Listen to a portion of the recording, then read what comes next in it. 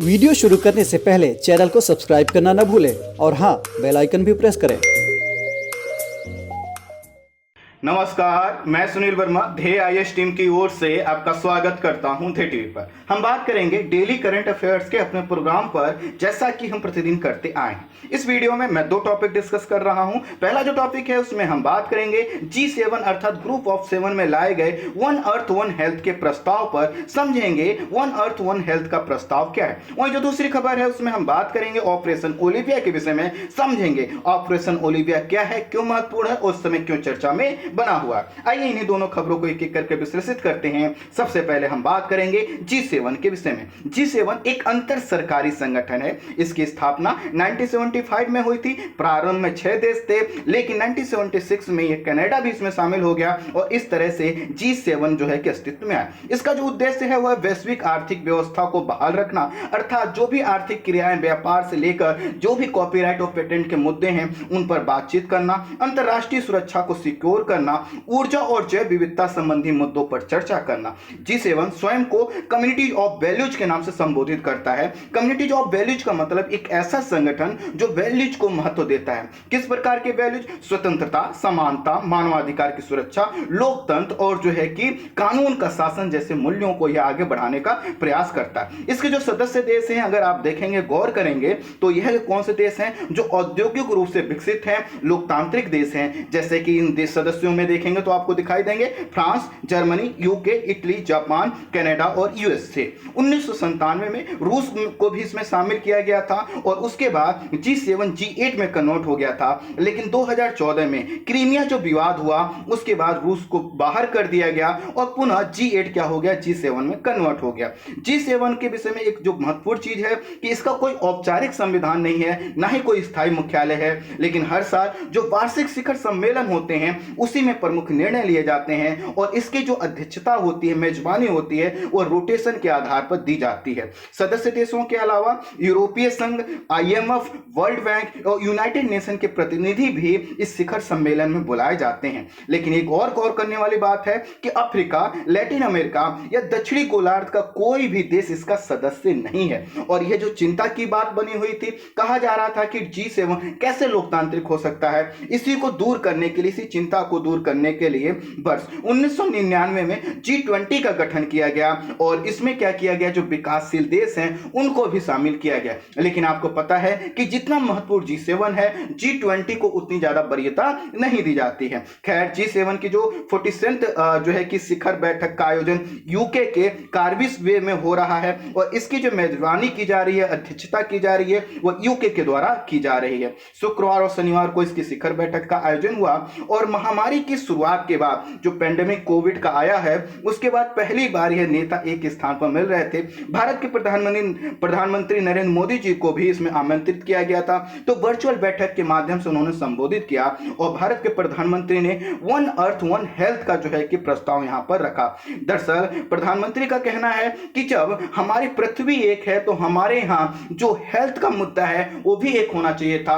Health के मुद्दे से यहां पर कहना था कि जो हमारे यहाँ वैक्सीनेशन की व्यवस्था है, चाहे वैक्सीन की उपलब्धता हो, उसका डिस्ट्रीब्यूशन हो, या फिर वैक्सीन के निर्माण में जो रॉ मटेरियल आता है उसकी उपलब्धता हो। आपको पता है कि भारत में वैक्सीन का उत्पादन बहुत ज्यादा हो सकता है, लेकिन उसके लिए जो आवश्यक तकनीकी चाहिए, उसके लिए जो आवश्यक सामान चाहिए, वह उसका अभाव है। साथ ही साथ कॉपीराइट और पेटेंट का मुद्दा दवाओं का बना हुआ है। इसलिए भारत ने जोर देकर कहा कि हमें ऐसी महामारी के समय इन सब चीजों से ऊपर उठना होगा और हमें एक पृथ्वी और एक जो है कि हमें हेल्थ के विचार पर, प्रस्ताव पर विचार करना होगा। यह इसलिए जरूरी है क्योंकि अगर एक व्यक्ति भी पॉजिटिव रह जाता है तो आगे चल के वह और अन्य लोगों को पॉजिटिव करेगा। तो जब तक सभी लोगों तक वैक्सीन सुनिश्चित नहीं हो जाती, तब तक यह जो पृथ्वी इससे जो है कि महामारी से सुरक्षित नहीं है। इसीलिए उन्होंने एक प्रस्ताव रखा है। मोदी जी का कहना था कि कोरोना पर काबू पाने के लिए वैक्सीन उत्पादन में प्रयोग होने वाले कच्चे माल और घटकों की आपूर्ति पर हमें जो है कि कि थोड़ा सामंजस्य स्थापित करना चाहिए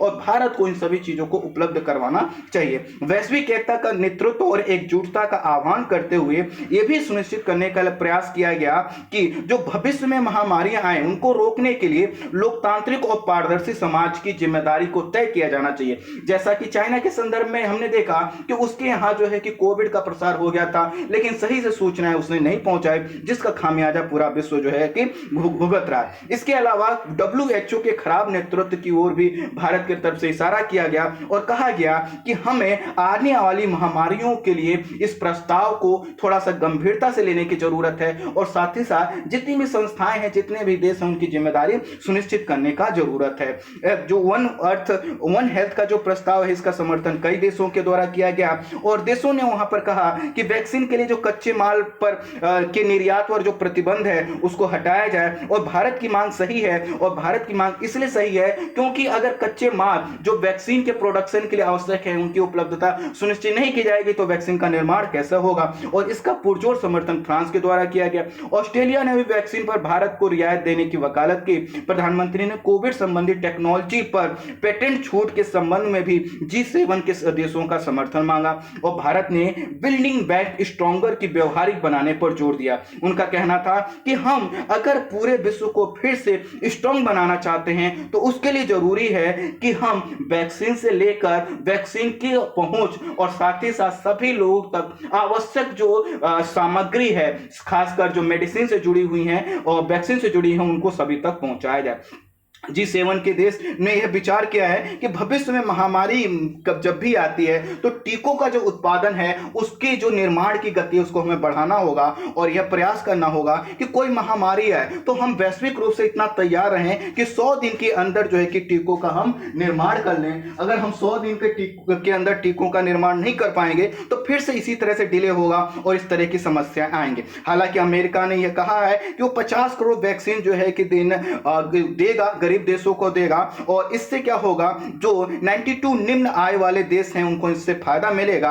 तो लेकिन जो भारत के द्वारा जो बात की गई वो इससे भी बड़ी है। भारत का कहना है कि सिर्फ 50 करोड़ वैक्सीन से पूरे विश्व की आवश्यकताएं पूर्ति नहीं हो सकती, इसलिए वैक्सीन के प्रोडक्शन में जो रुकावटें आ रही हैं उसमें जो है कि जो विकसित देश हैं उनको ध्यान देना होगा। चाहे पेटेंट का मुद्दा हो, रॉ मटेरियल का मुद्दा हो, टेक्नोलॉजी हस्तांतरण का मुद्दा हो, सब पर उनको ध्यान देना होगा। तो इस तरह से ये जो वन और जो है कि अर्थ वन हेल्थ का मुद्दा था यह बना हुआ था। आपको पता है 2019 में भी फ्रांस की अध्यक्षता में जब इसका बैठक हुआ था G7 का, तो उसमें भी जो है कि भारत को शामिल किया गया था और इस बार जो है कि इसमें दक्षिण कोरिया और दक्षिण अफ्रीका को भी इसमें बुलाया गया था इस बैठक में भारत के साथ साथ। अब हम बात करते हैं ऑपरेशन ओलिविया के विषय में। ऑपरेशन जो ओलिविया है यह इस कछुए के संरक्षण के लिए है, तो आइए थोड़ा सा इसके विषय में जान लेते हैं। ओलिव रिडले क्या है, जो है कि समुद्री कछुए की एक प्रजाति है। यह दुनिया का सबसे छोटा जो है कि समुद्री कछुआ है और यह जो है कि संकटग्रस्त समुद्री कछुआ ओलिव रिडले प्रतिवर्ष क्या होता है, नवंबर दिसंबर के बीच ओडिशा जो है कि आंध्र प्रदेश के जो कोस्टल एरिया है और तमिलनाडु का कुछ एरिया है उसके तटों पर जो है कि अंडे देने के लिए आते हैं और यहां पर यह मई माह तक रहते हैं। हाल ही में पता चला है कि अभी जनवरी के आखिरी व फरवरी के शुरुआत में ही आने लगे हैं और कछुए जो है अंडे देने के लिए जो यहाँ कोस्टल एरिया है, जो यहाँ पर मुहाने है, खाड़ी क्षेत्र है, इसको चुनते हैं। अब जब यहाँ पर यह आते हैं तो क्या करते हैं, यहाँ पर प्रजनन करते हैं और एक बार में एक मादा लगभग 100 से लेकर जो है कि 140 जो है अंडे देती है। लेकिन जब तक इन अंडों को प्रोटेक्ट नहीं किया जाएगा तब तक इससे कछुए उत्पन्न नहीं होंगे। कई बार यह देखा गया, एक नहीं लाखों जो है कि अंडे बर्बाद हो जाते हैं। तो इसी से जुड़ा हुआ है ऑपरेशन ओलिविया। हर साल जाड़ों में ओडिशा के समुद्री तट पर अंडा देने आते हैं और गर्मियों में लौट जाते हैं। तो ऑपरेशन जो ओलिविया है इसको 1980 के डिकेड में प्रारंभ किया गया था। हर साल इसको आयोजित किया जाता है और यह किसके द्वारा किया जाता है, भारतीय तटरक्षक बल अर्थात इंडियन कोस्टल जो है कि फोर्स के द्वारा इसको आयोजित किया जाता है। इसमें किया जाता है कि जो ओलिव रिडले कछुए हैं इसको इनकी रक्षा की जाती है और रक्षा करने के लिए 1-2 दिन का ऑपरेशन नहीं चलाया जाता बल्कि नवंबर दिसंबर से लेकर मई माह तक जो है कि इनके घोंसलों की सुरक्षा की जाती है। जहां पर यह रहते हैं हैं वहां पर यह प्रयास किया जाता है कि किसी भी प्रकार का ऐसा जो है कि कार्य ना हो जिससे इनके कछुए प्रभावित हो सके, चाहे मछली पकड़ने की क्रिया हो, वहां पर जानवरों की गतिविधियां हो, या फिर जो है कि लोगों का आवागमन हो, सबसे प्रोटेक्ट करने का प्रयास किया जाता है। 24 घंटे इनकी निगरानी की जाती है इस ऑपरेशन के तहत, और अवैध शिकार से इनका रक्षा किया जाता है, जानवरों से रक्षा किया जाता है, मछली पकड़ने वाले जहाज हैं उनको रूट उनका डाइवर्ट किया जाता है, मछुआरों को प्रशिक्षित किया जाता है, और जो समुद्री कटाव होता है, तो समुद्री कटाव जब होता है तो कोस्टल एरिया से जो अंडे हैं बहकर समुद्र में चले जाते हैं, तो इसलिए मिट्टी के कटाव को रोकने का भी प्रयास किया जाता है। जैसे कि ऑपरेशन ओलिविया के तहत ही नवंबर 2020 से मई 2021 तक लगभग 3.4 लाख कछुओं की रक्षा की गई है, और इसमें 1-2 दिन का कार्य नहीं लगा, 225 जहाज दिवस इसमें खर्च हुए और 388 विमान घंटे समर्पित करके यह कार्य किया गया। लेकिन आप समझ सकते हैं 3.4 लाख कछुओं का संरक्षण कितना बड़ा अचीवमेंट है, और यह दिखाता है कि भारत जो है कि जीवों के संरक्षण के लिए कितना गंभीर है। और यह जो ऑपरेशन चलाए जाते हैं आंध्र प्रदेश, उड़ीसा, पश्चिम बंगाल और कुछ तमिलनाडु के कोस्टल एरिया पर संचालित किए जाते हैं, और यह इसलिए संचालित किए जाते हैं ताकि यह अपना विकास ज्यादा कर सके। देखा गया है कि कभी कभी मछुआरे अपने जाल को फटने से बचाने के लिए कछुओं के जो है कि जो फ्लिपर्स को काट देते हैं, और इसका क्या होता है, इससे उनको जो है कि उनकी दिक्कत हो जाती है, वो मर जाते हैं बेचारे। कुछ जो मछुआरे हैं वह इसका मांस के लिए भी अवैध शिकार करते हैं, लेकिन पर्यावरणीय कानून और मछुआरों में जो जागरूकता लाई जा रही है उससे इनका थोड़ा सा जो बचाव हुआ है। ओलिव रिडले प्रजाति के कछुए अनियंत्रित मत्स्य शिकार के कारण भी जो है कि यह जो है कि इनका संख्या कम हो रही है, और इसी के कारण जो प्रौढ़ कछुए हैं वो दुर्घटनाग्रस्त भी हो जाते हैं। ऐसा माना जाता है कि पिछले 13 वर्षों में मशीनी जाल में फंसकर, जो मछली पकड़ने वाले जाल होते हैं उसमें फंसकर 1.3 लाख से अधिक कछुए दुर्घटनाग्रस्त हो चुके हैं। ओलिव रिडले कछुए के संरक्षण के जो सरकारी प्रयास है उनको जान लीजिए। यह जो ऑपरेशन ओलिविया है, इसके अलावा 1974 में ब्राह्मणी बैतरणी जो धमरा के निकट है, गहिरमाता रुकरी की खोज एवं वैश्विक पहचान के पश्चात उड़ीसा में ओलिव रिडले प्रजाति के कछुओं के संरक्षण के विषय में प्रयास शुरू किया है। तो ओलिव रिडले कछुओं का जो संरक्षण का प्रयास कहां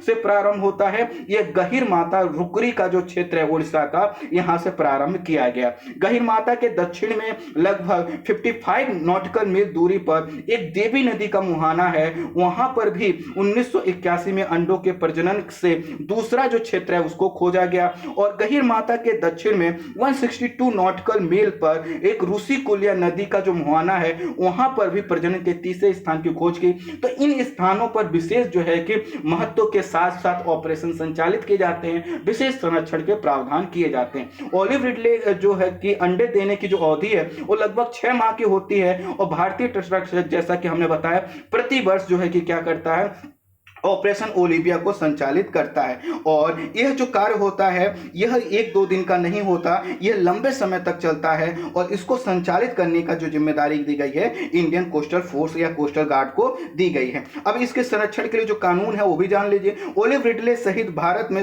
मौजूद सभी 5 प्रकार के समुद्री कछुओं को वन्य जीवन संरक्षण अधिनियम 1972 अर्थात जो वाइल्ड लाइफ जो एक्ट है 1972 का, उसके तहत इनको कानूनी से संरक्षण दिया जाता है। और इसके अलावा ये साइट्स जो समझौता है उसकी भी परिशिष्ट 1 में शामिल है, और परिशिष्ट 1 में शामिल होने का मतलब है इनका शिकार प्रतिबंधित है। तो इस तरह से जो ओलिव रिडले जो कछुए हैं उनके संरक्षण का प्रयास किया जा रहा है, और ऑपरेशन ओलिविया के तहत इतने बड़ी मात्रा में जो कछुओं का संरक्षण किया गया है उसके वजह से इसकी प्रशंसा की जा रही है, इसी वजह से चर्चा में बना हुआ है। आई होप आप दोनों ही टॉपिक को संक्षेप में समझ पाए होंगे। इस वीडियो में इतना ही। Thank you so much.